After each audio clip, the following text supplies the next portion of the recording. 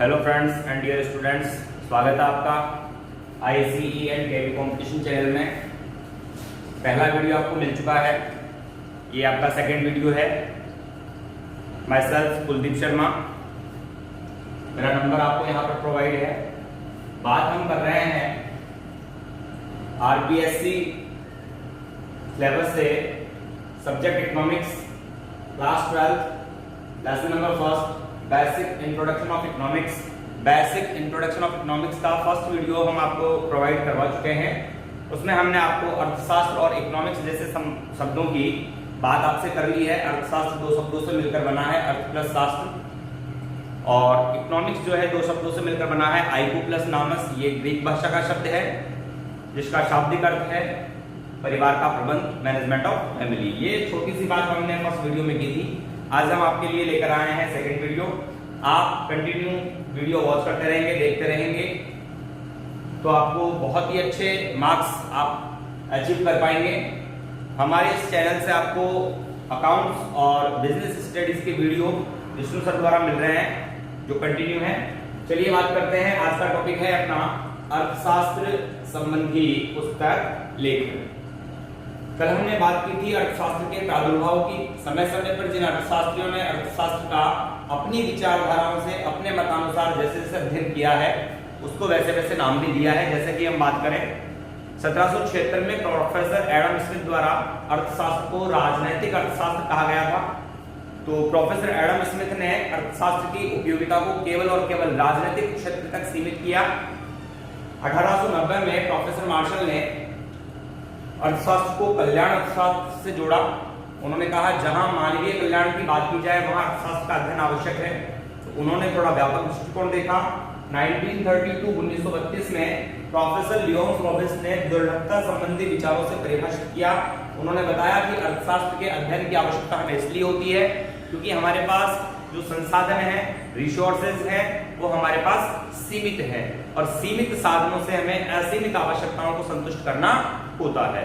इसका मतलब है रिसोर्सेज लिमिटेड है, वांट्स अनलिमिटेड है। तो आप सीमित साधनों से असीमित आवश्यकताओं को पूरा करते हैं तो आपको अर्थशास्त्र के अध्ययन की आवश्यकता महसूस होती है।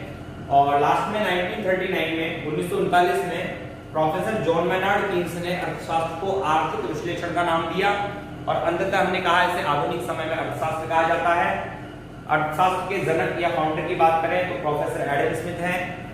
अर्थशास्त्र के जनक पूछे जाएं या आधुनिक अर्थशास्त्र के जनक पूछे जाएं, आंसर एक है। अब हम बात करते हैं अर्थशास्त्र संबंधी पुस्तक लेखन की।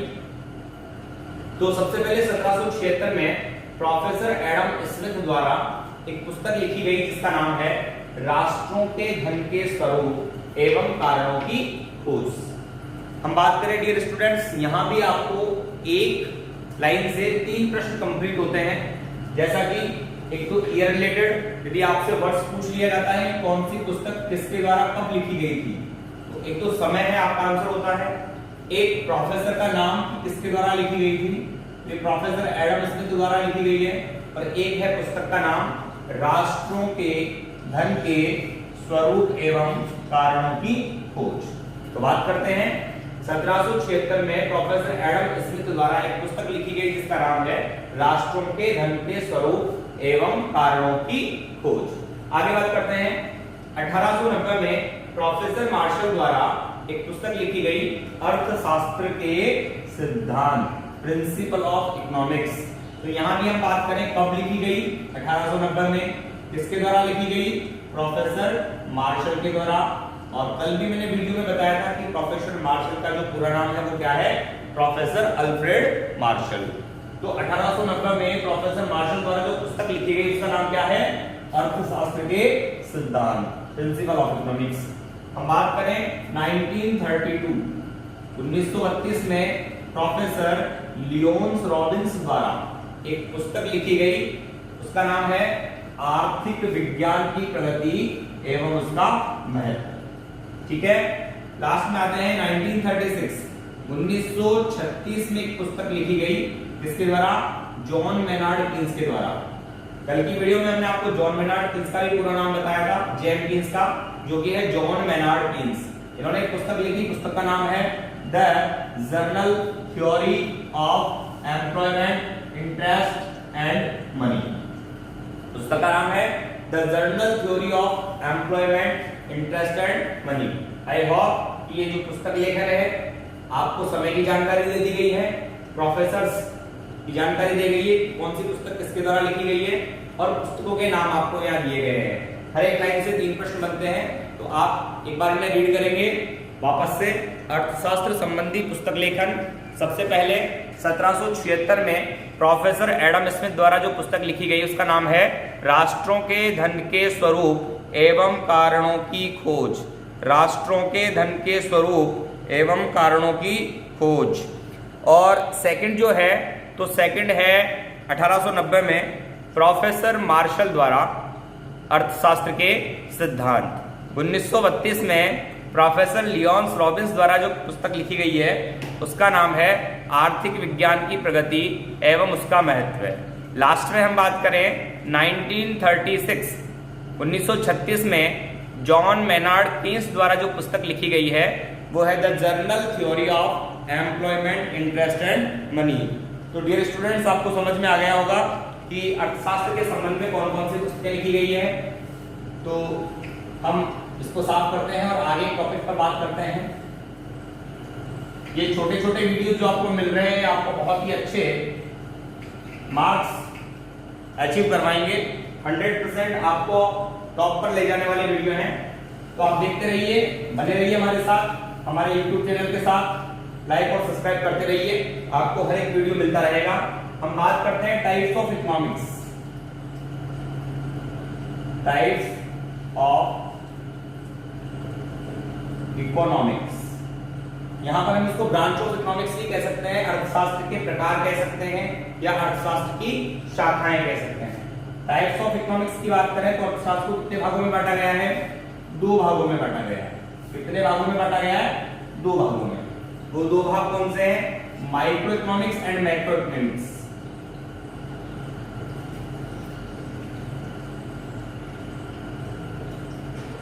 फर्स्ट पार्ट है अपना माइक्रो इकोनॉमिक्स, सेकेंड पार्ट है मैक्रो इकोनॉमिक्स।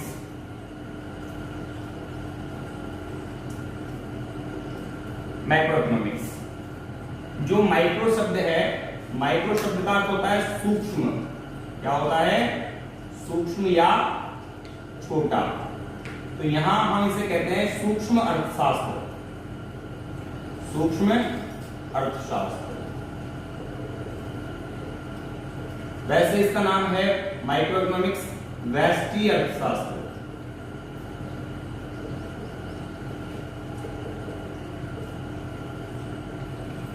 चलिए हम बात करते हैं मैक्रो इकोनॉमिक्स। मैक्रो जो शब्द है इसका मतलब होता है व्यापक, विशाल या फिर बड़ा। तो यहां जो मैक्रो इकोनॉमिक्स है इसको हम कहते हैं समष्टि अर्थशास्त्र। समष्टि अर्थशास्त्र। हम टाइप्स ऑफ इकोनॉमिक्स जो पढ़ रहे हैं, micro economics and macro economics को जो डिस्क्राइब कर रहे हैं, इससे हम एक नया चैप्टर भी, नया टॉपिक भी कंप्लीट करने वाले हैं कि difference between micro economics and macro economics. सूक्ष्म अर्थशास्त्र और व्यापक अर्थशास्त्र में क्या अंतर है, या फिर यूं कहें कि व्यष्टि अर्थशास्त्र और समष्टि अर्थशास्त्र में अंतर स्पष्ट कीजिए।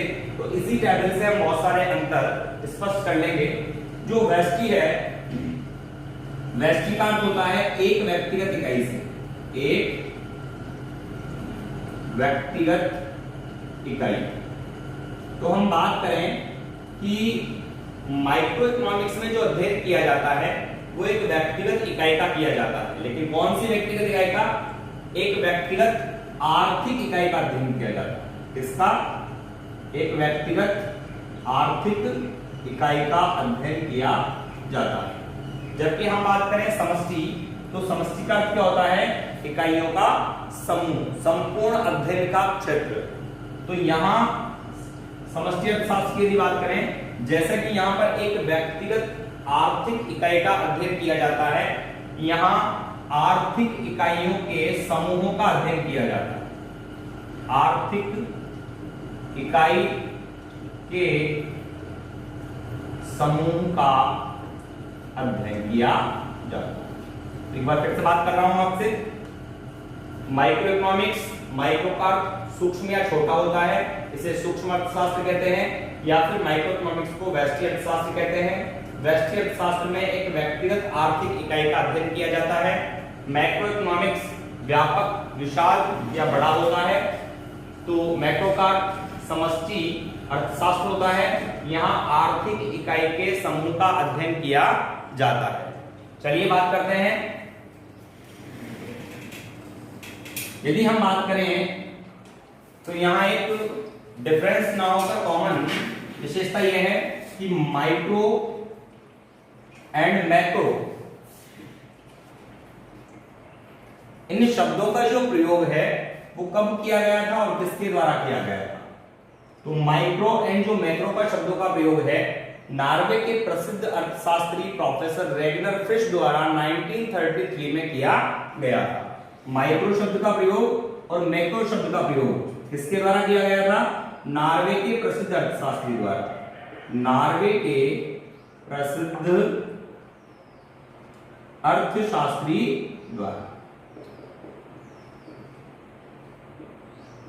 कब किया गया था? 1933 में, 1933 में। माइक्रो और मैक्रो जैसे शब्दों का प्रयोग कब किया गया था? 1933 में प्रोफेसर रेगनर फिश द्वारा किया गया था। चलिए हम बात करें व्यष्टि अर्थशास्त्र और समष्टि अर्थशास्त्र की बात करें तो यहां जो अध्ययन किया जाता है, तो अध्ययन के जो चर हैं वो अध्ययन के चर क्या हैं? एक उपभोक्ता विशेष का अध्ययन किया जाता है, एक फर्म का अध्ययन किया जाता है। एक उपभोक्ता, एक फर्म का अध्ययन किया जाता है। जबकि समष्टि अर्थशास्त्र में जो अध्ययन किया जाता है वो किया जाता है समग्र, संपूर्ण मांग का,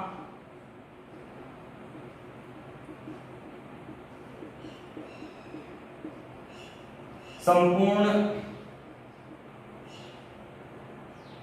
पूर्ति का।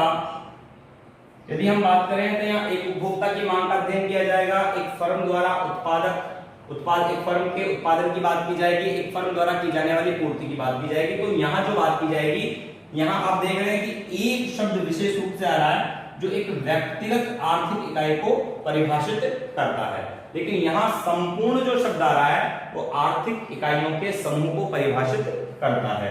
तो यहाँ जैसे एक उपभोक्ता, एक उत्पादक, एक फर्म विशेष का अध्ययन किया जाएगा, यहाँ संपूर्ण मांग, संपूर्ण पूर्ति इत्यादि चरों का अध्ययन किया जाएगा। आगे बात करते हैं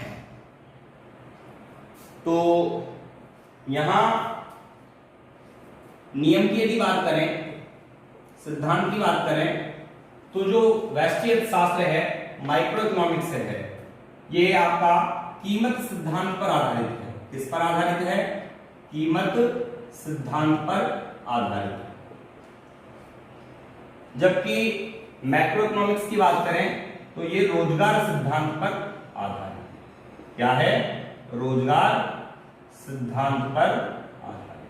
विशेषतः हम बात कह सकते हैं कीमत सिद्धांत और रोजगार सिद्धांत है क्या, इनको परिभाषित करने के लिए बहुत ही कॉमन सी हम बात कर सकते हैं एग्जाम्पल के तौर पर, कि जैसे कि यहां पर प्रति व्यक्ति आय की चर्चा की जाती है, प्रति व्यक्ति आय की बात की जाती है, तो यहां राष्ट्रीय आय की बात की जाती है। किसकी बात की जाती है? राष्ट्रीय आय। अब ये कीमत सिद्धांत और रोजगार सिद्धांत क्या है? कीमत सिद्धांत का सिंपल सा मतलब ये है कि यदि अर्थव्यवस्था में किसी वस्तु विशेष का उत्पादन होता है तो उस वस्तु विशेष की कीमत का निर्धारण करना व्यष्टि अर्थशास्त्र के अंतर्गत अध्ययन किया जाता है। लेकिन वही वस्तु अर्थव्यवस्था में कितना रोजगार सृजित करेगी, इसका अध्ययन कहां किया जाता है? मैक्रो इकोनॉमिक्स में, व्यापक अर्थशास्त्र में, समष्टि अर्थशास्त्र में। अध्ययन की सरलता की यदि बात करें तो जो व्यष्टि अर्थशास्त्र है इसका अध्ययन करना क्या होता है? सरल होता है। इसका अध्ययन करना कैसा होता है? सरल। हम बात कर रहे हैं अध्ययन यह है अध्ययन के चर, जबकि यह है अध्ययन की सरलता। तो व्यष्टि अर्थशास्त्र की बात करें तो व्यष्टि अर्थशास्त्र का अध्ययन करना बहुत सरल होता है, जबकि मैक्रो इकोनॉमिक्स का अध्ययन करना काफी जटिल होता है, क्योंकि यहाँ एक व्यक्तिगत आर्थिक इकाई का अध्ययन नहीं किया जाता, बल्कि आर्थिक इकाई के समूहों का अध्ययन किया जाता है। तो दोस्तों बताइए कि हमारा वीडियो आपको कैसा लगा। हमारे चैनल को सब्सक्राइब करते रहें और हमें बताते रहें, लाइक कमेंट करके बताते रहें। आपकी जो भी पर्सनल प्रॉब्लम है आप पर्सनली कांटेक्ट पर हमसे पूछ सकते हैं या फिर कमेंट बॉक्स में हमें पूछ सकते हैं। इसी तरीके से आपको इसके आगे भी वीडियोस भी प्रोवाइड होते रहेंगे और आपको इकोनॉमिक्स का जो कंप्लीटली मैटर है आरबीएससी का chapter by chapter video by videos मिलता रहेगा। So thank you.